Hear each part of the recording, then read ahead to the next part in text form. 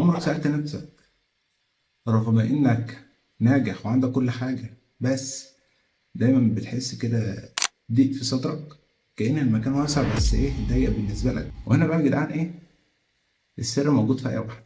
ربنا سبحانه وتعالى بيقول في سورة طه: ومن أعرض عن ذكري فإن له معيشة ضنكا.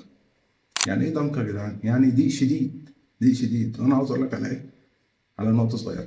ليه ربنا سبحانه وتعالى ما قالش فإن له معيشة مرضا أو فإن له معيشة فقرا؟ لا، ربنا سبحانه وتعالى قال إن له معيشة ضنكا.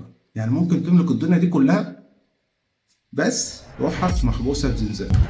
الفكرة إنك ما بتصليش وخلاص، الفكرة إنك شايل ربنا من ضمن حساباتك اليومية، قاعد بتدور في كل مصادر السعادة وسايب المصدر الرئيسي علاقتك مع ربنا.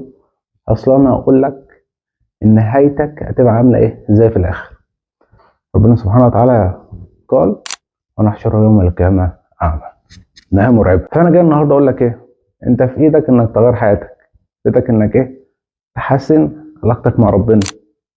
غيرك مات على معصية، غيرك مات هو ما عملش حسابه. فصدقني، طالما انت بتتفرج على الفيديو ده حالا، يا ريت تاخد موقف، يا ريت تاخد موقف. وبالذات احنا في ايام مفترجة، الثواب فيها مضاعف، واحنا داخلين على اجمل شهر في السنة.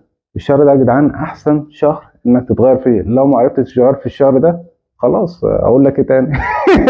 لا لا، بجد يا جدعان، غلطت توب، غلطت تاني توب، تاني وتالت ورابع وخامس لحد ما تزهق. ربنا سبحانه وتعالى قال: إن الله لا يمل حتى تملوا.